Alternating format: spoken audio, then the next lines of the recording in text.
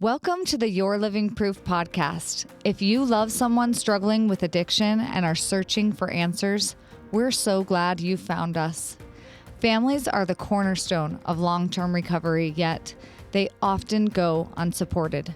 Our mission is to strengthen and support this vital but often overlooked part of the addiction recovery process. We're here to help families understand what their role is and isn't in this journey. Addiction deceives and takes everything you're willing to give. But if you know better, you can do better. And we're here to help you do just that. If you're asking, how can I help my addicted loved one? This is your community. If you enjoy watching podcasts, be sure to subscribe to our YouTube channel. For more support and resources between episodes, follow us on Instagram at Your Living Proof or visit our website at yourlivingproof.com. Hey, everybody. Welcome back to another episode of the Your Living Proof podcast. Hey, guys. Thanks for being here. We like to keep it real. I think most of you, if you've ever tuned into an episode before, we keep it real. We'd like to be a place Too where... real. Too real? Just kidding. We did on the car ride over here. We're like, gosh, why is it so hard? Like, why when we try to do something that like is just truthful and purposeful and we try to live life the right way, we try to be obedient and just not cut corners and not numb out. And why is it so freaking hard? I don't know if anyone else out there has ever felt that way. It's that is honesty right there. And I no, but I really do like, and my response to Danny was like, the truth is it would be easier for probably a while to just like not fight for what we believe so hard, to just kind of like coast and not be as engaged and not be as vigilant about like parenting decisions and things like that. Like, honestly, it would be nice to remove that mental load and even that emotional and spiritual load. Unfortunately, we don't have the personalities for that. Apparently, we're both really intense. So we're just like, no, we're vigilantes in our own We're just right. like truth seekers, and we're like, we can't settle. Truth right? seekers, truth tellers. Do you know how many times in our relationship we've had like these moments where I'm like, well, I don't know. Like, we're not going to give up on each other. We're just going to have to settle. And we can't. No, we don't know how to settle. There's no settling. There's It's super high expectations. It's always improving, always, yeah. And it's like self-inflicted torture, but my goodness, it's okay. Because there's moments where it puts us in the flow. That's what we call it in our family. You know, like when everything's working out right, like all your appliances are working, your kids are getting along, the weather's nice, no one's sick, everyone's happy. It's like we're in the flow.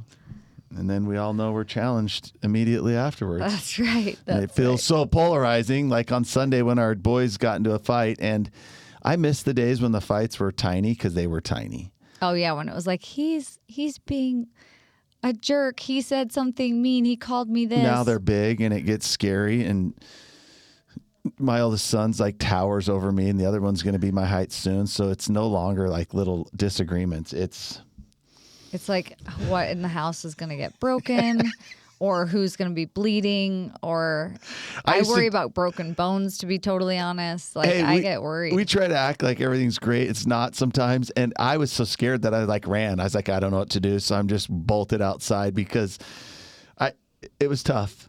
Sometimes we just do our best to get through that moment. So what we hope, though, is that those of you who are here listening in, tuning in, we'll stop talking about ourselves and our little life, but we can address this horrible, terrible, taboo, unknown, confusing thing called addiction.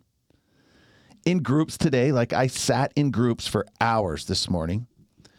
These are private groups, process groups with spouses and parents, those that have a loved one in addiction.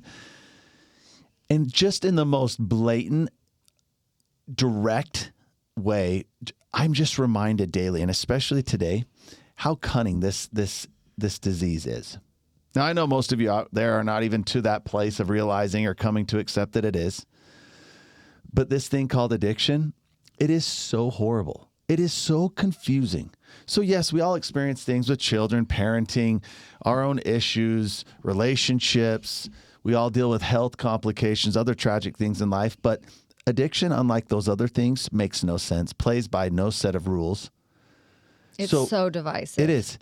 And there are some big gaps that most of the best families out there need to feel, and they need to fill these gaps in order to have a better and more clear understanding of the illness, to stop making it so unique, to stop feeling like this is such a personal attack on you. By doing so, hopefully removing that uniqueness of it, then looking at the tactical way in which to move forward, applying all the principles and concepts that are needed to get your loved one started. Hopefully by doing so sets you free. And that's what we're here for in this podcast. We are here for that exact purpose. And I wish there was 100 other podcasts like this. There needs to be. There should be. I wish there were thousands of more resources for families affected by this. Because the number of families affected by this, you guys, oh my gosh. When it's us, we always feel like we're the only one. Or maybe we've heard of somebody else that finally came forward and it became known. It's everyone. But to what extent? Nowadays with sexual addictions, pornography addictions, other things that start in our home without people having to go out and find it on the street from the creepy guy, it's a majority of the homes. And all addictions are progressive. So thank you for tuning in. We're giving truth. We're speaking about the hard things. We're going to keep pressing forward.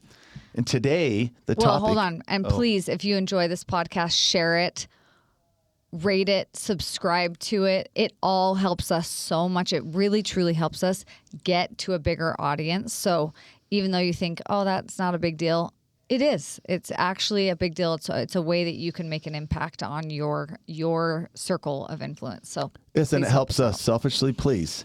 It's like we've been running an uphill battle forever. So help us to share this, to spread this, to make it more possible for people out there seeking these things and these truths to find them. Today's an awesome episode. It's the lucky 111. Yeah, I like that. I don't know what that is. A lot of people are superstitious, like when the clock Angel says number 111. I don't know. But it is episode 111. Wow, here we are. We're already up into the hundreds and well on our way into the hundreds. But the topic today is the 4 lies that keep addiction alive. So let me ask you something. Here's what I want everybody to think about as we roll into this topic. What if, and I know this is scary, but what if everything that you believe about addiction and that you are putting into action is actually keeping your loved one sick? Like, what if it's actually almost fueling or totally fueling the addiction? Families cling to hope, and they're paralyzed, rightfully so, by fear. And they feel like victims, and they're weighted down with this guilt that keeps them awake at night. But here's the truth. Okay, I'm cutting in. Everyone starts this process trying to help. Absolutely. There's no family member, no spouse out there who ever started the process of helping someone in addiction without the best of intentions. But there are lies addiction used to take those things that we're going to describe them right now. And I want you to look at the comparison of how what started as something good, what stemmed from your faith, from your good intentions, from your heart and desire to help, not only gets used against you to hurt you and to keep you paralyzed, but it only feeds the addiction. So I love that you started out with what if. Experience has shown me over all the years, that's one of the biggest first steps is when families come to the realization that everything we were doing to help, man, most of you have already experienced that not only was it not effective, but there is, as gut-wrenching as it is, it's empowering to realize that, oh, okay, it isn't helping, but it's actually hurting them. Well, and I like how you just pointed out that no one has that intention Literally, I don't know anyone that's ever had the intention in their response to their loved one's addiction to make it worse or to hurt them, hurt the other person, or even hurt themselves. Like, they're literally doing the best that they can with the skill set that they have, which none of us have we're born with the skill set to like understand how to do this. Yeah. Okay. We're going to get into it. Stick with us. And what we hope is that you listen, think about this, and honestly evaluate yourself and see if you can apply this to your life. Because if we need a change, the change has got to begin with you. And if you can really take some self-accountability here and look at this, it's going to be transformational. It's going to help everything necessary moving forward. Now, before people are even willing to take action, there's usually a few things that are, kind of the blocks, right? The barriers for entry to even starting. There's things like blame, stigma, denial.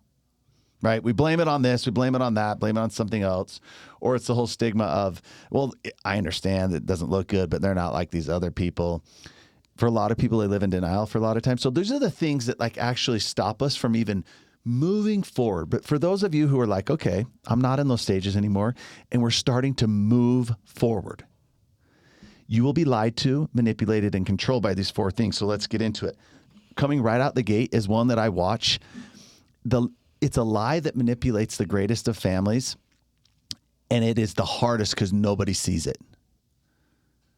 Hope. Isn't that sick that a word that we love, a word that means, it has so much meaning to most of us in a spiritual sense? Yeah. I mean, you want to have hope, right? Everyone wants to have hope. No one wants the opposite of that, which is to feel hopeless. But you've all experienced it. Anyone listening, you've hoped, right? I'm going to break it down because for the family, it feels like, well, if I just keep doing this, right? Like if we just get through this period of life, or if I just help them as they transition to this next thing, if I just hope and pray hard enough that my Red Sea miracle will come true, that they will be changed. Yeah. And really it has a lot to do with, I feel like, circumstances, right? Like For sure. You're just around the river bend from like this whole circumstance just changing its trajectory just on its own because you've prayed about it and because you just believe that things have to change and you have hope that they will. So for a lot of families out there that are faith-based families that root their family purpose and meaning in faith, this is the one. And that's why I'll go to my grave saying that addiction is like Satan's greatest weapon. And he will take something as precious and sacred as hope and use it to keep you stuck and to neutralize your loved one. Okay? This is how hope looks for them. Well, for example, I actually just spoke to a guy recently, owns a gym, a friend of mine. I think we were laughing for a minute because he's probably now upwards of 40 or 50 different self-tapering methods of getting off alcohol, right? Like he's written out these plans and patterns and like almost like a blueprint of how to like take this much each day to dwindle down to remove it, right? He has hope that by doing this, it's gonna work. Or they hope that as soon as they get a new job, or as soon as they get out of this toxic relationship, or as soon as I just move on to this next change in life or season, that it's going to go away. That kind of hope, I wrote this down so that it makes sense. That kind of hope is really just denial dressed up in what? Optimism. It keeps you waiting on promises, words, wishful thinking, while the disease keeps progressing. Real hope doesn't come from wishing. I think any one of us with deep-rooted faith, where does your hope come from? Where does your faith come from? It's hard, isn't it? Like that is so hard. It is so deep-rooted. We don't know how to not find ourselves in that place. It's just the problem with it is that it can't exist on its own. It has to exist with action. It has to be paired with a set of boundaries. It has to. It has to mean you are going to start your own journey of recovery. Amen. Truth bomb. Getting out of this addiction for you and for them is going to require faith. faith without actions is dead. So let's use the real word. It's going to require action in the form of boundaries, in the form of help, in the form of recovery. It's going to take that action. False hope keeps you waiting, right? Real hope moves you forward. So real hope isn't sitting there waiting on a miracle and praying for it. It's putting in place action. It's doing the things that we need to. And for all of us probably listening, we can assume that for our loved one, we understand what that sort of looks like, even though there's a lot to learn. Because that's the truth. What you're about to say is the truth. We can see it for the other person. For them. But we don't see it for ourselves. Almost every person in long-term recovery has a family or some sort of support group, a spouse that changed themselves, that healed themselves. So you've got to start by taking action. So don't wait on hope. Amen. You can hope once recovery started, but don't hope before it has. Okay, the second one. Do you want to lead this one off? Yeah, the second one, and you're all living in it, is fear. Yeah, so for the family, what does it look like? Families are paralyzed by this because they're like positive that if they say no, they're going to lose them. If they set this hard line or boundary, it's over. We'll never see them again. If they do take any action, basically, they feel an immediate, this is the wrong thing to do.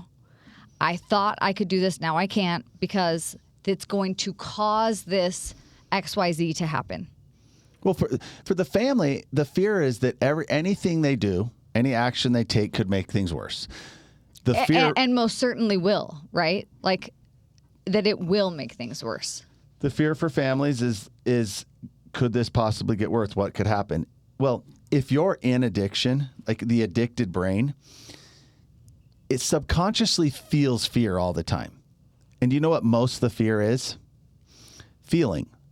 It's really hard to understand an addicted brain unless you've been there. The fear for most of them is driven by discomfort, which comes in the form of withdrawal, facing themselves, irritability, right? Like their fear looks different and they know how to quickly remove it. So what the addicted brain learns to use is fear to control anyone who threatens it. And believe it or not, that's something learned early on, even in the beginning stages of addiction. And as it progresses, the master level skill set of fear steps in because you can put fear into anybody. And as their addiction progresses, the level of fear instilled in you, it increases and progresses as well, to where most of you have experienced the fear of, if you do anything, you'll never see me again. The one that I hate, and people won't say it out loud, is, well, if you do that, I'll just kill myself. Now, in the beginning, the fear looks a little bit different, but it progresses along with the addiction. I just want to say this exact thing, and we've talked about it so many times, but it's so paralyzing because it's so real, and your loved one knows how to strike that fear in you specifically. Like they know what phrase or what thought would be the most hurtful and paralyzing to you, and they are not afraid to wield that weapon. And can I also say, because this came up in group several times today, it feels so personal because they're saying it to you. And this phrase right here, although it's truth about addiction, may be impossible for some of you to actually accept, it's not them.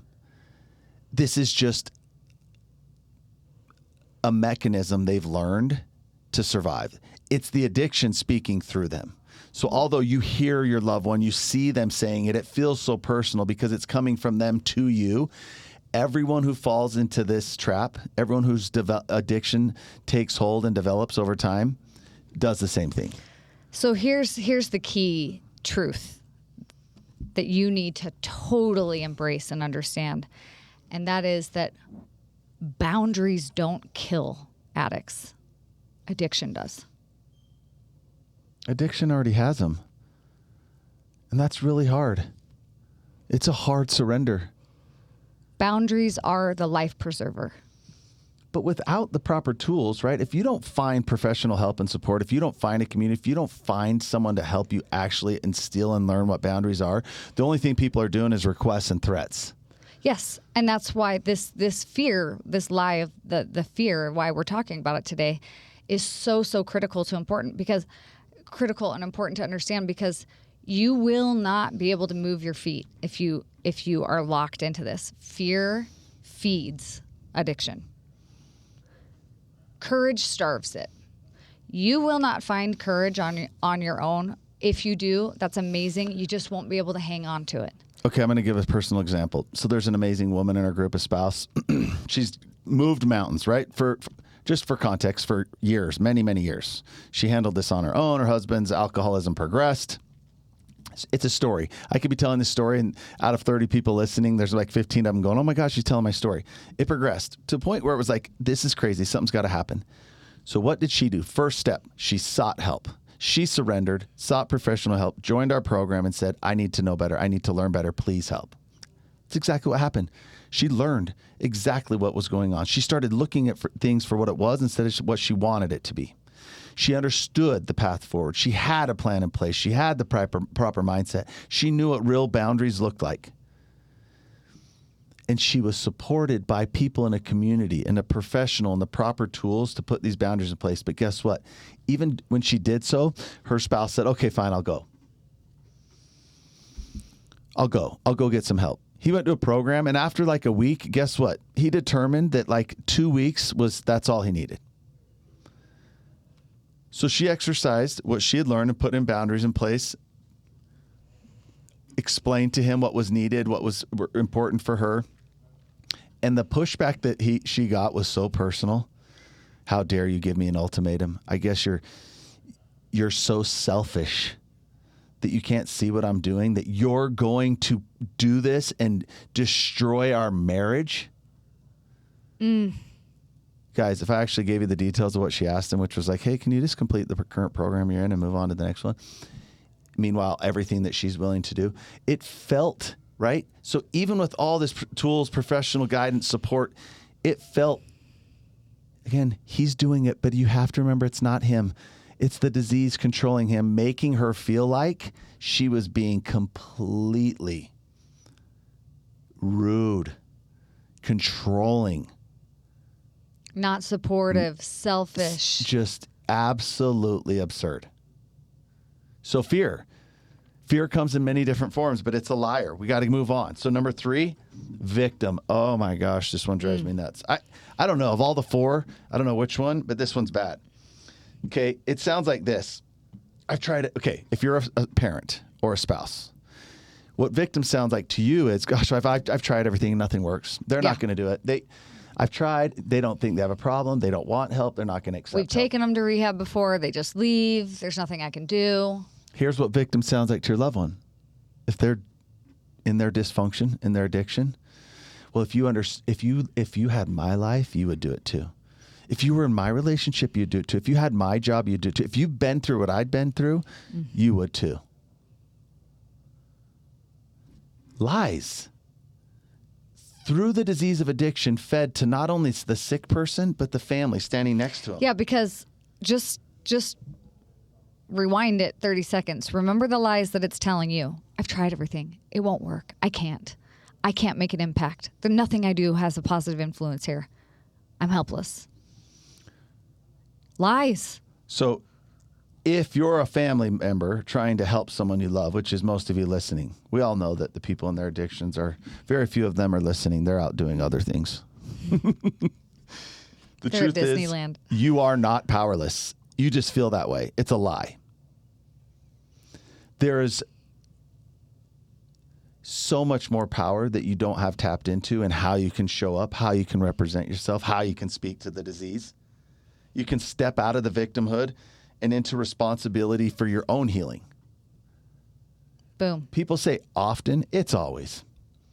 Nobody as sick as your loved one and their addiction heals until the person who's most capable close to them gets healthy enough to lead the way.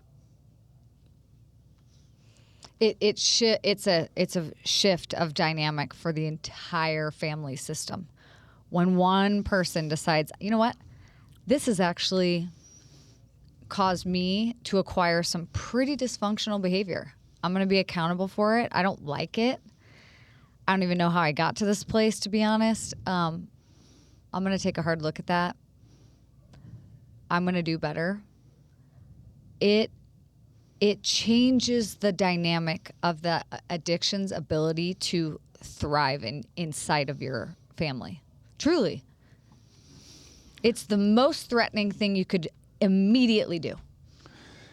There's a parallel in each one of these fears. I hope you can start to see that has a hold of your loved one and continues to fuel their addiction. It continues to give them every excuse, justification as to why they need this. Even the days, just for some practical insight, even the days they wake up, which is a lot, and they're like, oh my gosh, like this sucks. My life's falling. I got to do something. I mean, they're starting to see the wreckage pile up around them.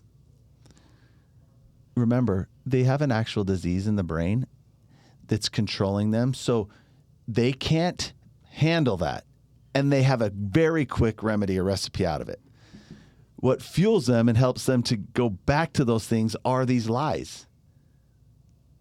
Oh man, poor me. Or these people are so mean. I was wronged. There are so many things. When I look back at my addiction of many years, I would say 75% of it was fueled by the single thing of fear. Actually, now just in doing this podcast, I'm realizing that. The fear of what my body was going to experience if I stopped. Because I did try to stop on my own a lot. And it was excruciating. Like the withdrawals from some of these substances and things, not only does it expose you, make you feel anxious and all those other things, sad, traumatized, but it makes you feel like the physical discomforts that are unbearable. These are all lies. Your loved one will not be able to break through these lies until you do first. Mm-hmm. It's absolutely unbelievable. Families who stay victims get crushed by this disease. The entire family, not just one. The entire family gets crushed under that victimhood.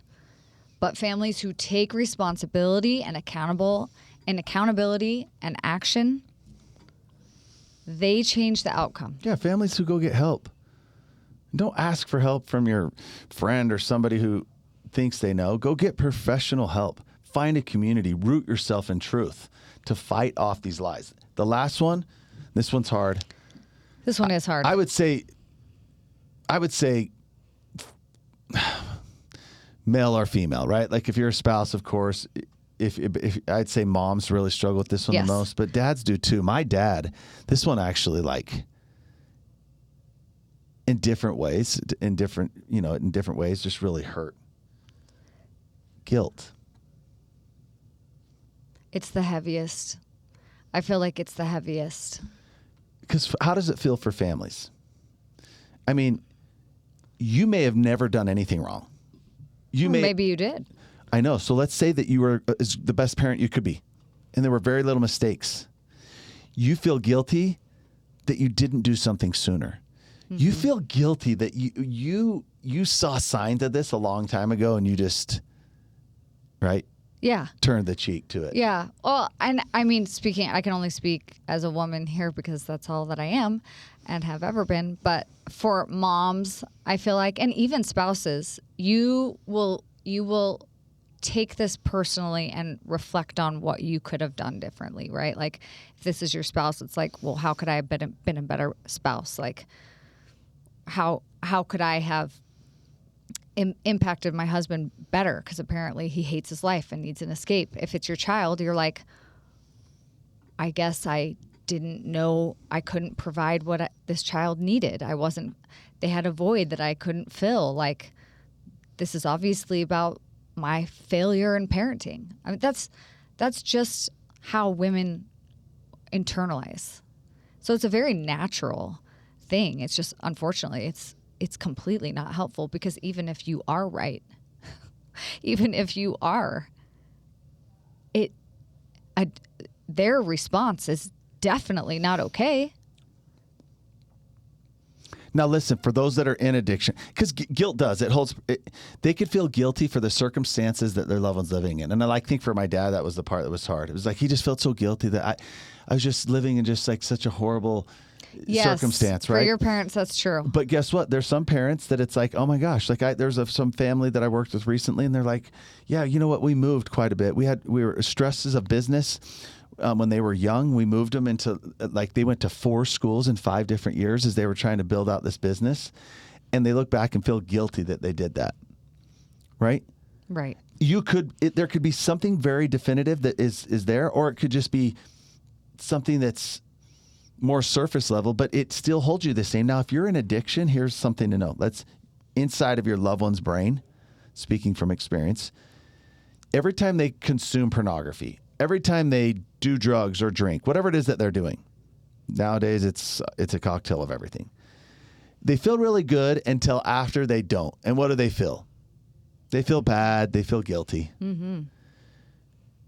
Over time, the addiction causes two things to happen. One, that feeling is intensified and they can't deal with it. So what do? Yeah, they know how to escape. What we're all hoping, everyone over here is like, okay, it's okay. Feel the guilt. Let's work through it. Let's pray through it. Let's talk through it. Let's heal through it. Let's process through it. They can't. It's too scary. So they keep doing it again. That's why they keep doing it again, because that's the only way out of it. So if we go back, though, let's focus on you. This episode was understanding a little bit of how it's helping them or holding them hostage. But let's look at what this is doing to you. Guilt drives rescuing, right? Yeah, that's the key for you, is to, when you identify this in your life, say, oh yeah, I'm guilty of that. That's why everybody does the stupid things that we all do, right? Like, everyone knew that thing where my dad used to put money under an envelope for, maybe I've shared that story. I had to come up and get it when my mom was asleep, but he felt that was like his way of helping. And looking back, we're like, oh my gosh, we laugh about how ridiculous that was. But every family does it. Well, it drives your over-functioning. It drives your secrets. Paying for things you shouldn't. Totally. Enduring things you shouldn't. Yes. It's the driver behind, like, you doing things that you wouldn't want other people to know that you've done. Their addiction is not your fault. Mm-mm. It's not. It isn't. Because if it is what started it, let me remind you, in the beginning, they lived it up. It was the greatest thing. It gave them everything they needed. It was like the greatest counterfeit. It was incredible. It was exciting. It was fulfilling. You didn't cause this. But if you hold on to guilt, you will do nothing but harbor and protect the addiction. Well, you will literally chain your loved one and yourself to this disease. So let's go back and just review these real quick. I hope listening through those, you're able to differentiate how your loved one's being lied to, like how the disease is lying and controlling them, but how these lies are controlling you. And recognizing the most monumental first step to help your loved one is for you to overcome these, so that we stop, first of all, thinking that we're overreacting, that we stop doing things hoping or thinking that maybe it's helping our loved one. Because when we clearly see that it isn't, and what it's actually doing is only helping the thing that's killing the loved one we're trying to save, you're giving it the one thing you can't. Every time you believe a lie, you're giving it the one thing you cannot give it. And what is that? Time. You're giving it more time to progress and take hold and root itself, continuing to hurt your loved one and everyone else around. So think through it. Hope. Am I hanging on to hope for far too long? Am I living in fear? And what are those fears? Do I feel victimhood? And do I feel guilty? As someone who was once deep in an addiction that was controlling and manipulating and twisting the hearts of everyone around me, let go of whatever those are, so that you can look at things for what they are instead of what you want them to be. Doing that will allow us to put action into place. And when you're like, okay, I see it, I will take that leap of faith. I will put action behind my faith. Stop doing this alone. Reach out to us. Join a program where you're given the tools, like literal tools, like here are the boundaries, here are what they look like. Don't doubt yourself. These are reasonable. These are what are needed. That you can do that. Because when you do it, guess what? You're going to be met with these same lies along the way in their healing. Believe it or not, when when the poisons are in their body, these lies will control the narrative. But just ask anyone in the program or anyone whose loved one starts recovery. We're actually going to speak about this in our next podcast. Once they do start recovery, these lies will continue to play a big part, especially in the early stages as they're trying to heal from this. Because when the poisons are removed, all the underlying behaviors, the manipulation, the learned things in their addiction, they come raging. Mm-hmm. Not just in your loved one, but in you. It is the most real as we can possibly be. You will not outpace this. If these behaviors and these feelings exist inside of you, they're not going to go down without a fight. They will not just evaporate and disappear if your loved one chooses to heal or doesn't. They will only grow. So here's my challenge to you is maybe you need to re-listen to this episode again and really think through and call out, name it when it shows up in your life this week. Name it for what it is. This feeling that I'm having. Oh my gosh, wait, is that hope? Is that false hope? That I'm okay.